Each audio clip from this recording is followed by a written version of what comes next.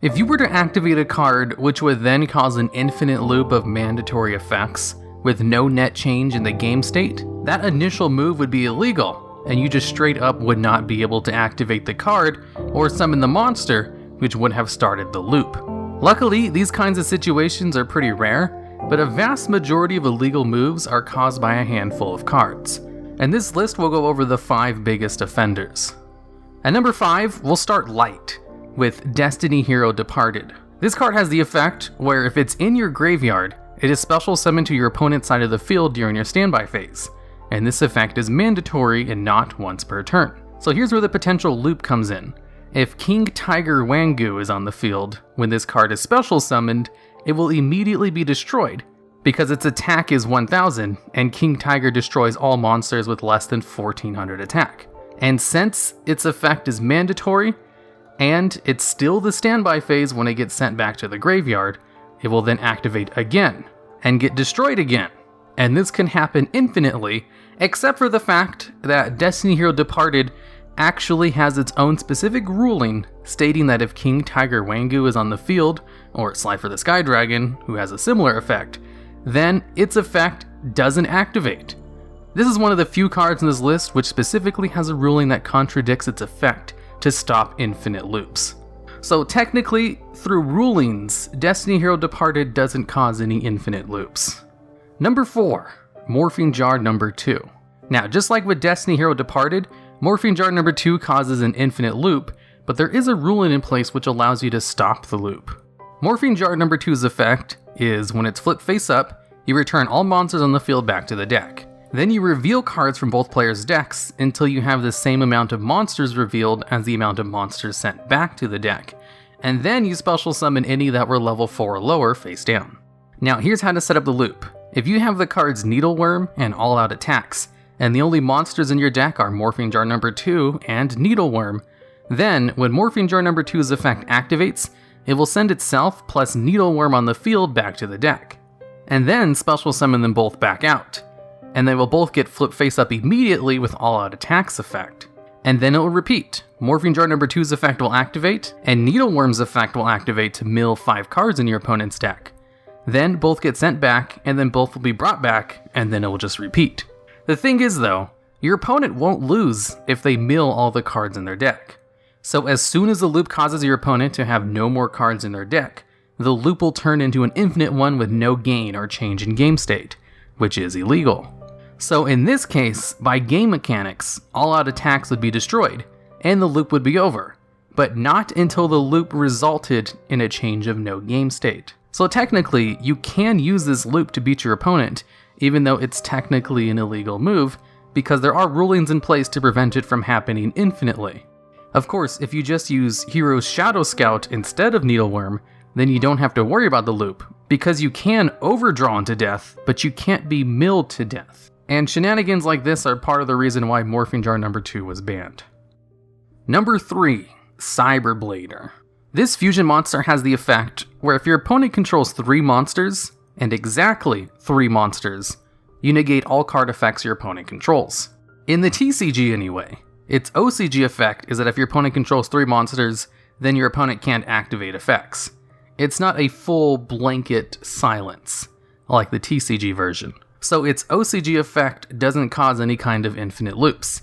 It's the TCG effect that's the problem. For this effect, I'll be using the Gradle monsters to show the loop. If you take control of one of your opponent's monsters while you only have 2 other monsters on the field, then you'll control 3 monsters, which will cause your effects to be negated, which will then negate the effect of the Gradle monster effect and give your opponent the card back, which will then allow the Gradle monster's effect to activate again to steal the card, and then will be negated once you have 3, and this will just continue infinitely with no change in game state. Now, since the Gradle monster's effects are optional, it would be illegal to activate its effect to steal a monster if it was sent to the graveyard, and would cause the infinite loop. So instead, you could just steal the Cyberblader. Now, just to note, for this, rulings in YuGiOh are kind of vague and random and hard to figure out. So for all I know, they could have changed Cyberblader's TCG effect back to its OCG effect, and I just couldn't find it anywhere. But as far as I know, this infinite loop is still possible. In order to get footage, I had to use the anime version of Cyberblader on Yu-Gi-Oh! Pro, since its normal version was working like the OCG effect. Number 2. Jinzo. Now, Jinzo has all kinds of ways it can be involved in infinite loops. Most of these loops are caused by Jinzo's specific equip card called Amplifier. Jinzo's effect is that he just negates the effects of all trap cards on the field, and trap cards cannot be activated. Amplifier's effect is that the person who controls the Jinzo won't have their trap cards negated. So here's where a lot of the loops come in. If you activate Comic Hand to steal your opponent's Jinzo, who has Amplifier equipped to it, and you have a trap card on the field which negates all spell card effects, like Imperial Order, or Talisman of the Spell Ceiling, then as soon as you control Jinzo, your trap card's effects will no longer be negated, which will then negate the effect of Comic Hand, which will then give Jinzo back to your opponent, which will then negate the effects of the trap cards, which will then allow Comic Hand's effect to activate, stealing Jinzo again, and then it would just repeat on and on, causing an infinite loop with no net change. But that's not all. There's also a whole bunch of other shenanigans with Jinzo and Skill Drain and Royal Decree that I'm not going to get into. And now, number 1. The card which is the cause for the most amount of varied infinite loops, and that is Pole Position. Pole Position is the poster boy for infinite loops, illegal move infinite loops, and kind of the reason they had to make specific rulings for cards because of just how broken this one is. Now, with the examples I'll be showing you on Yu-Gi-Oh! Pro, once the infinite loop is activated, it just straight up destroys the cards involved. But officially, I think, like I said, these rulings are kind of hard to figure out, you shouldn't be allowed to play the move which would cause the infinite loop in the first place. Now, Pole Position's effect is simple. Whichever monster on the field has the highest attack, they are unaffected by spell cards.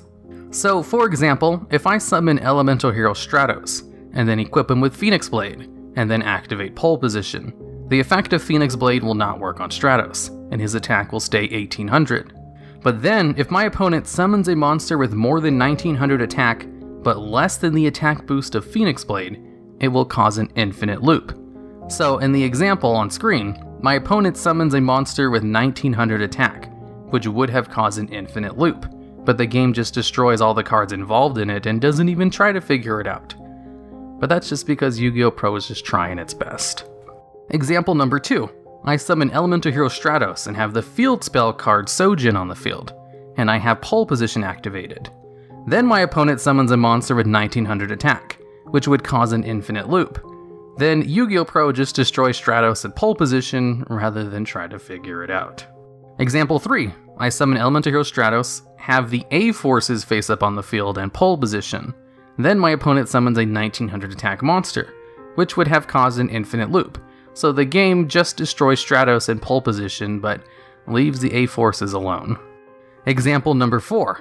I have Slifer the Sky Dragon out on the field, Mage Power equipped to him, Pole Position out, and 1 card in my hand. My opponent has a Summon Skull out, who has 2500 attack. Now, here's where the illegal move would come in. Slifer would have 2000 attack, 1000 for Mage Power, and 1000 for having 1 card in my hand. Since Summon Skull has 2500 attack, it's the one affected by Pole Position right now. So if I draw a card during my next turn, Slifer's attack will go up to 3000, making it unaffected by spell cards due to Pole Position, which would then drop his attack back down to 2000 by negating Mage Power, which would then cause Summon Skull to be the one unaffected by spell cards. Then Slifer would gain Mage Power again, and the infinite loop would happen. In this scenario, the infinite loop happened because of a game mechanic of just drawing a card. In this scenario, you can't just not draw a card, so there's no way to really prevent the infinite loop from happening other than to just destroy Pole Position. But in Yu-Gi-Oh! Pro, funny enough, it destroyed Summon Skull and Pole Position for some reason. I should also reiterate here, again, Yu-Gi-Oh! Pro's rulings are not official, I'm just using them as a visual aid. Now, there are plenty more scenarios where Pole Position causes infinite loops. I just gave a couple of very common examples.